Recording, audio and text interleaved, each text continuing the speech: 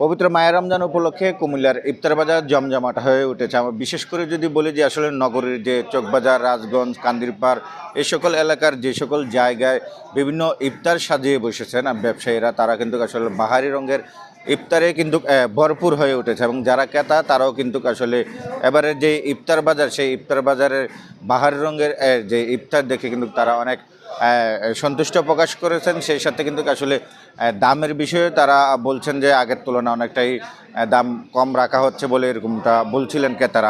একটি জনপ্রিয় ইফতার বাজারে এসেছি। এখানে এসে আমরা দেখেছি যে শতাধিক ইফতার রয়েছে। আসলে এখানে যারা রোজদারি রয়েছেন তাদের কথা চিন্তা করে শতাধিক ইফতার আইটেম রেখেছেন। আমরা একটু কথা বলতে চাচ্ছি যারা এখানে ব্যবসায়ী আছেন, আপনার কাছ থেকে একটু জানতে চাচ্ছিলাম যে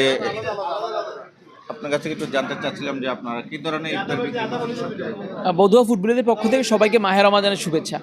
আমরা আজকে প্রায় 10 বছর যাবত আমরা চেষ্টা করছি কুমিল্লার খাবারের ইফতারের একটা ভিন্নতা আনতে।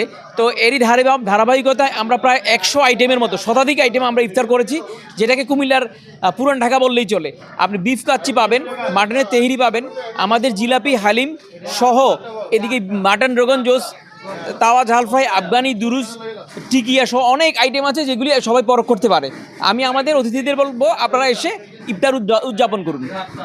ধন্যবাদ। শুনছিলেন যে যারা ইফতার ব্যবসায়ী রয়েছেন তারা কিন্তু বলছিলেন যে তারা বাহারি রঙের ইফতারি সাজিয়ে বসেছেন। বিশেষ করে 100-র উপরে আইটেম রয়েছে, যেখানে আসলে নগরবাসী এখান থেকে ইফতার ক্রয় করতে পারেন। সেই সাথে এই ছিল কুমিল্লা থেকে আমার কাছ থেকে সর্বশেষ।